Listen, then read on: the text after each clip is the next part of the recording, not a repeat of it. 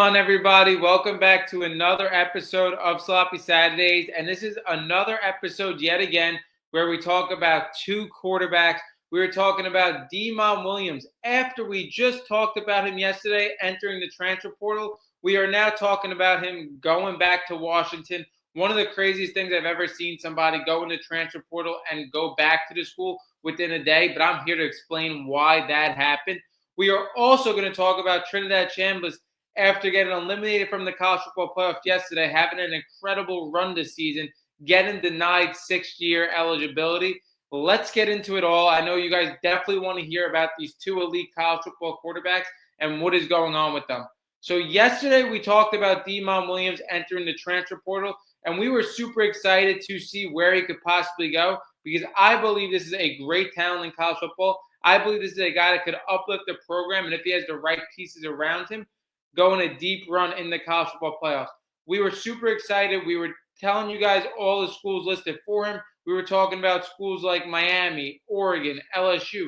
We were telling you guys how much this guy could really lead a team to a national championship with the elite talent he is as a dual threat. As we were talking to you guys about this yesterday, tampering allegations were going on. The whole cycle with Demon Williams was completely messed up because he took the $4.5 million deal from Washington. Then he backed out of it, started talking to other schools. Everything is shaky on the timeline. His agent drops him yesterday. Meanwhile, I think personally his agent was the one in the wrong. He was the one who wasn't really exploring all the deals, in my opinion, and then messed up the timeline completely for Demon Williams. And we all know if you do the wrong things with this tampering in this timeline, it could cost you major eligibility. It's a legal issue. Like, it is nothing to play around with. So now I believe Demon Williams went back to Washington because he was basically forced to go back to Washington to avoid all these, legal tampering issues. So I think he had the wrong people in his ear. And you guys got to keep in mind, yet again, this is a young kid. This is a 19-year-old kid. So if he has the wrong people in his ear, it could really screw his future. And when you look at Demon Williams, the talent he is, again, we talked about him probably not being a first-round NFL quarterback because he is under 6 foot. But with his arm talent and his dual threat ability, this is a guy that is going to be a pro quarterback one day. And every move he makes throughout his college football career, especially with the amount of different things you could do as a transfer portal guy and just a player in college football, is instrumental to his long-term success. So having the wrong people in his ear, I think, really screwed him in this route. We were also going to talk about how this feels for Washington as well. I mean, he's extremely close with the head coach, Jedd Fisch. We saw him be an Arizona commit, then follow Jedd Fisch to Washington. So, again, he is really close with the head coach, so it shouldn't be that shaky there. But if you're a Washington donor, Washington fan, again, whatever the case may be, as good as Demon Williams is, and again, I think he has the ceiling to be one of the best 5 players in college football one day. Do you really want him back at Washington? Again, I understand on the field, he's going to give you your best chance to succeed. Again, like I said, I could talk about the talent all day with Demon Williams, but this is a guy that very clearly does not want to play for you, is not committed to you because, again, he backed out of his deal. He made it known that he wanted more money, wanted to go to a contender.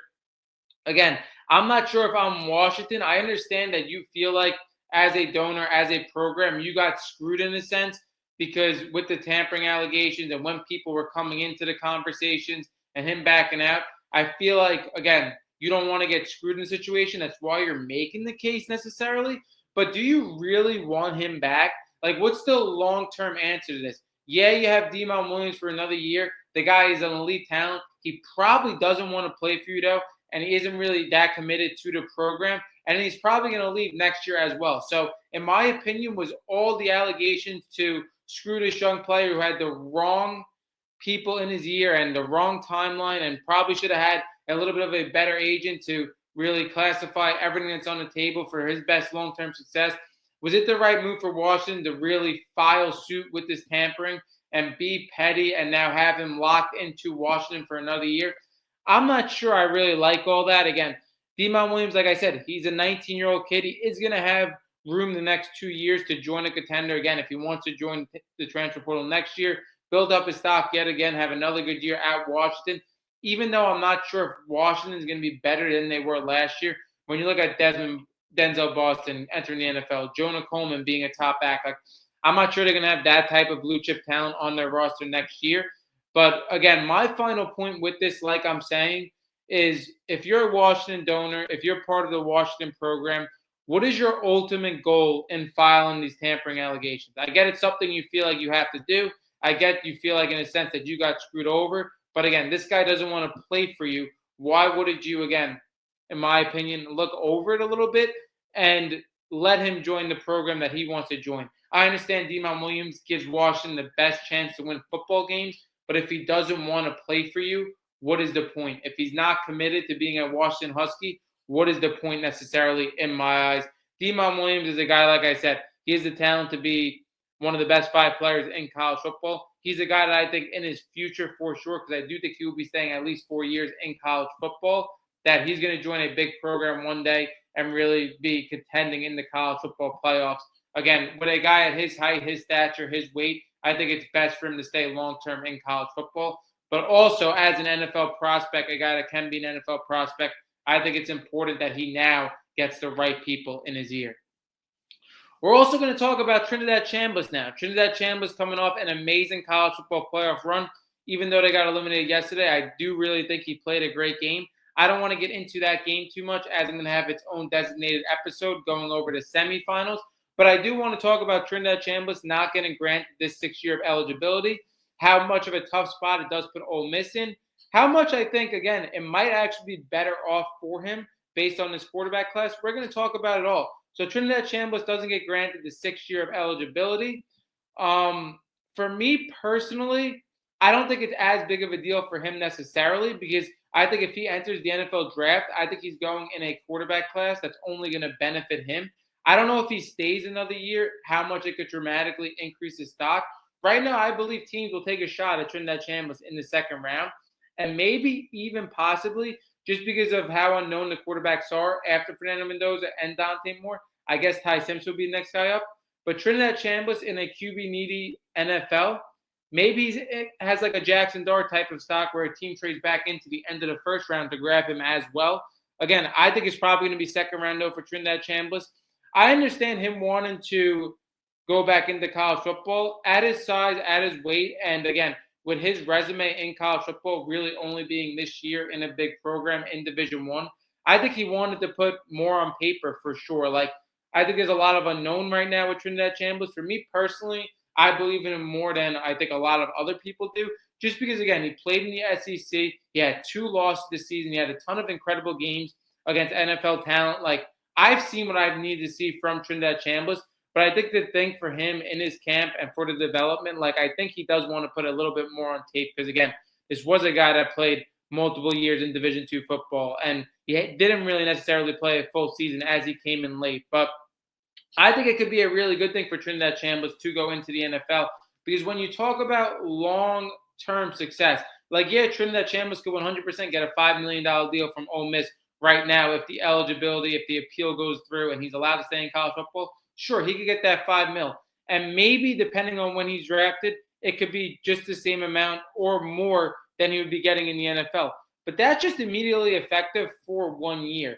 We've said it time and time again. We use Drew Aller as the latest example. Like, when you have a significant NFL stock that's probably your ceiling at your NFL stock and you want to go back into college football, yeah, I understand you could develop, you could make money right now. But when you talk about your long-term window as an athlete, trying to maximize the amount of money you could make in your prime years of being an athlete, I don't know necessarily if, even if Trinidad Chambliss went back to Ole Miss and got the $4 or $5 million, he's taken on a lot of risk because I think next year, first of all, I think the quarterback class next year is going to be a lot better than this year. I know we continuously say this every year and it's unknown, but I feel like the prospects in Arch Manning and Julian Sayin are prospects that people really have been waiting for, not prospects that have climbed up the board over a year. I think there's a ton of opportunity for Trinidad Chambliss in the NFL right now to get significant interest to be a long-term quarterback. And I think the thing that really benefits Trinidad Chambliss in this year's class is just because of how unique of a talent he is, escaping the pocket, extending plays. When you look at a Fernando Mendoza and you look at a Dante Moore, yes, physically, size, they're more imposing, but they don't have the ability to extend plays in the sense that Trinidad Chambliss does. I think that's what sets him apart from basically the 2 or 3 other quarterbacks I was mentioning.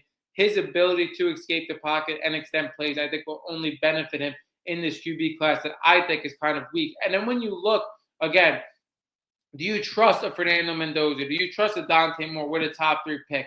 Or are you reaching a little bit because you need a quarterback?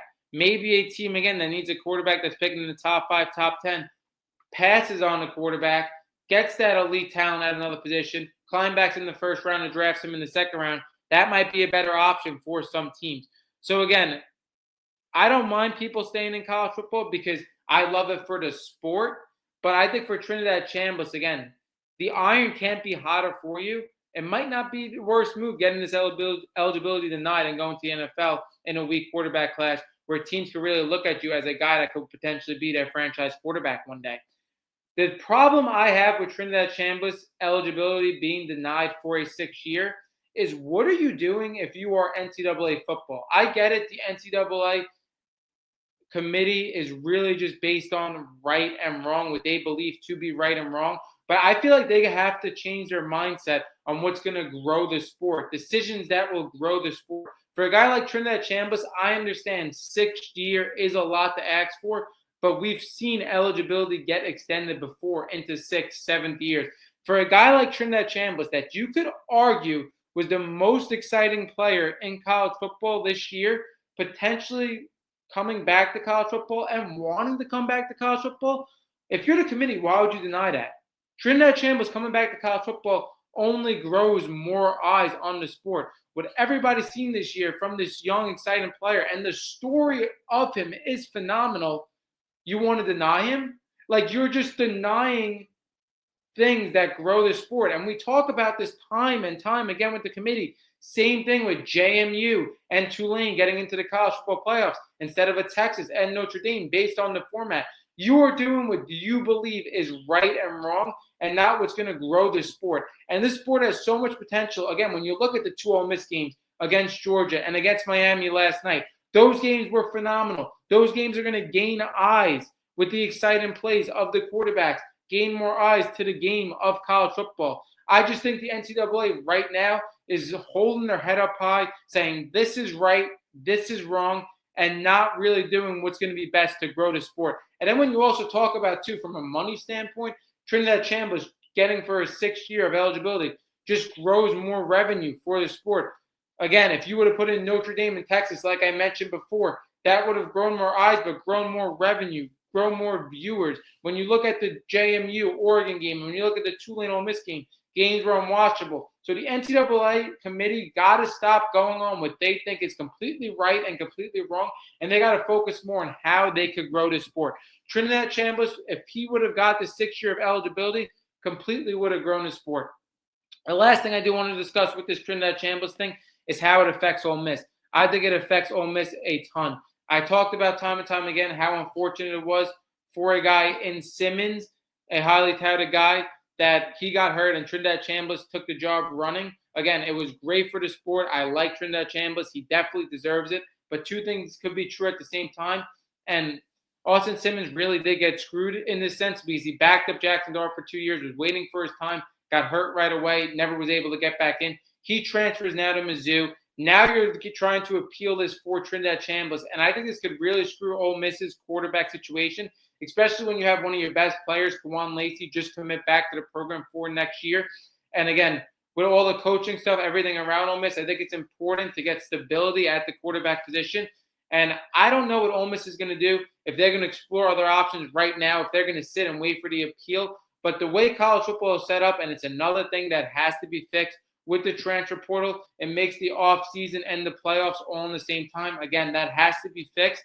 But I don't know what Ole Miss is going to do. Their quarterback situation is rough. Again, I think Austin Simmons really held his head up high this whole entire time, handled it like a professional.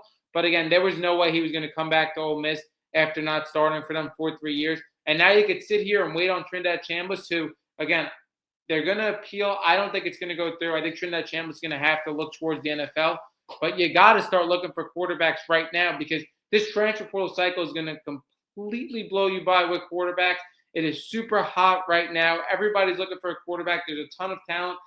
I think if you're Ole Miss, I understand what Trinidad Chambliss has done for you this whole season. He's a great college football quarterback, but I really don't believe his eligibility is ever going to get passed through, and I think you got to start looking onwards.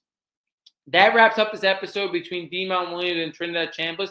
Drop down your thoughts below on both. Again, crazy situations right now in college football. I hope you guys are looking forward to the game tonight between Indiana and Oregon. Should be a great one. Like I said, that wraps up this episode and Sloppy Saturday.